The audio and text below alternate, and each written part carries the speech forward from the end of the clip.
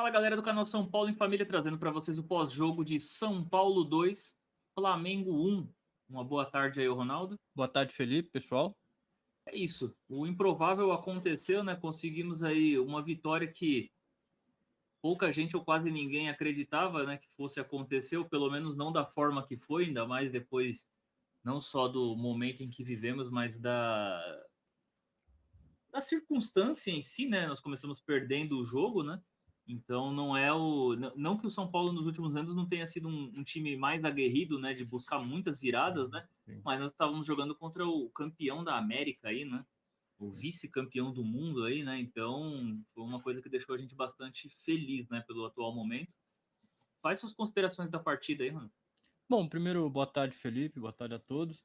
Eu achei um jogo muito bom do São Paulo, um jogo muito consistente, um jogo assim que coloca um pouco de colocava, né, um pouco de pressão no Crespo, não que ainda não esteja com pressão o Crespo, mas eu acho que essa vitória sobre o Flamengo, ela pode diminuir um pouco. Pode diminuir um pouco a pressão no Crespo, por ser um adversário muito difícil, que nem você falou, o melhor time da América, isso aí não tem dúvidas. E o São Paulo fez um jogo, vamos dizer assim, simples, mas objetivo. Então, assim, então foi um jogo muito interessante do São Paulo, gostei bastante. A gente vai falar de alguns jogadores, mas assim, no geral, parabéns para todos, porque a gente, como você falou, eu acho que nem o São Paulino mais otimista é, acreditava na vitória do São Paulo, não por não torcer, não gostar do São Paulo, mas pelo atual momento do São Paulo, por tudo que vem acontecendo no clube e, consequentemente, afeta no em campo, o torcedor não acreditava, mas o São Paulo fez por merecer um bom jogo e nós vamos falar sobre tudo isso. É, como você me passou até um pessoal que já comentou sobre, né? O próprio Rica Perrone fala, né? Que é um dos piores São Paulos dos todos os tempos e como ele bem pontua, não pelo time em si, mas pelo momento em si, né? O momento mais Sim, delicado da história do São Paulo aí. São Paulo atualmente, acho que é dos últimas semanas e meses, acho que é a primeira vez que a gente está aparecendo nas capas dos jornais aí com um impacto de uma vitória e não como algum caso de polícia, né? claro. Então é realmente muito bom que a gente consiga ter essa diferenciação aí, ter esse respiro, né? O próprio Crespo diz que se corrige ali das falas dele, né? Sobre o que ele Sim, considera como possível e provável para o São Paulo, mas eu acho que também não é bem assim. A gente tem que manter esse pé no chão, talvez não tanto céu, muito menos não tanto inferno como pintaram também, né? Então a gente precisa ter essa concepção de que dá para não ser. O próprio Rica fala disso, né? Que a gente talvez não está entre os quatro, cinco mais bem estruturados, organizados e com melhores com times, mas a gente certeza. não deixa de ter um time relevante aí, né? E com certeza com alguns jogadores aí que vêm dessa Copa São Paulo, com alguns jogadores que podem ainda em determinado momento chegar, alguns outros que voltam aí, né? Caleri Sim. voltando à sua melhor forma depois de um ano parado, o Lucas que ainda está também engrenando nisso daí, o Luciano que já acaba sendo um cara que já está sendo o nosso amuleto, entre aspas, aí, né? De salvar em alguns momentos e complicar em outros, mas grata surpresa essa contratação do Danielzinho, principalmente pela questão de ter sido de graça, né? Acho que não é nem tanto Sim. só pela qualidade dele, mas um bom negócio que o São Paulo fez. E o importante é que a gente está Marcos conseguindo Antônio. estruturar. O Marcos Antônio que já estava, né?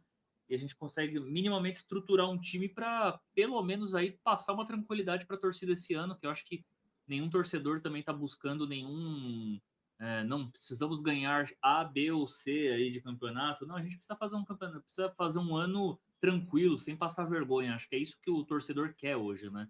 O Sem torcedor não passar quer nada susto, né? demais, né? Só quer ter uma tranquilidade de saber que não, peraí, não tá tudo perdido, dá pra gente conseguir aí levar isso daqui ainda de uma forma saudável, né? Mas é isso Sim. daí, você falou até da questão dos jogadores, pontuou, quem que você achou aí os pontos positivos? Eu não vou falar pra gente falar os pontos negativos, porque o time foi muito mais Não. brigador do que qualquer coisa, então cita aí quem que você acha aí que foi o... Não, assim, o melhor de todos foi o Luciano.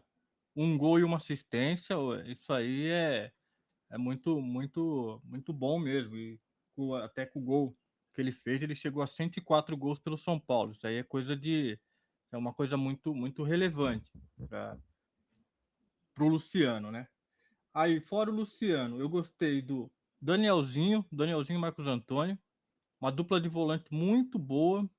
Se o São Paulo não, como está surgindo informações, né, do suposto interesse do Flamengo pelo Marcos Antônio, mas se o São Paulo conseguir segurar o Marcos Antônio, essa dupla Danielzinho e Marcos Antônio tem tudo para dar certo.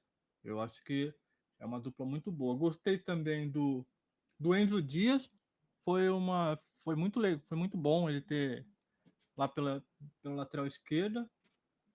E vamos colocar também, Felipe, da dupla de zaga. A dupla de zaga também, o Sabino e o. Na verdade, foi o trio, né? Que É, foi trio, três zagueiros, né? desculpa. O Sabino, o Arboleda e o Alan Franco, mas eu acho que o Sabino e o Arboleda eu acho que foram melhor. Acho que o Alan Franco foi o pior dele. E o Rafael, que depois eu vou falar um pouco do Rafael. Não, pode falar já. Já Já? pode. Já? Já embala aí. Então, eu acho assim que o Rafael, eu acho que é um goleiro, eu até vi alguns jornalistas dizendo, o Rafael é um goleiro muito subestimado por parte da torcida do São Paulo, Felipe. Eu acho que o Rafael, ele não é, claro, nunca vai ser e nunca será um Rogério Ceni, um Zete, que foi o nível do São Paulo, mas ele é um goleiro muito seguro mesmo. Eu acho que assim, quando eu vejo alguns torcedores pedindo goleiro para São Paulo, eu não vejo necessidade. Não vejo necessidade. Eu acho o Rafael um goleiro muito bom. Claro, não é nada de exorbitante assim, mas eu acho que assim, eu coloco ele um Rafael assim com uma nota 7 assim, um goleiro nota 7, nota 8, que dá caldo. Eu acho que o Rafael é um goleiro muito subestimado. Muito, muito subestimado. Eu acho que ele, claro, ele não vai fazer aquela defesa milagrosa que nem o Rogério fazia contra o Gerrard contra o Liverpool. Não vai. Mas ele vai fazer várias defesas muito boas que ele fez no último lance.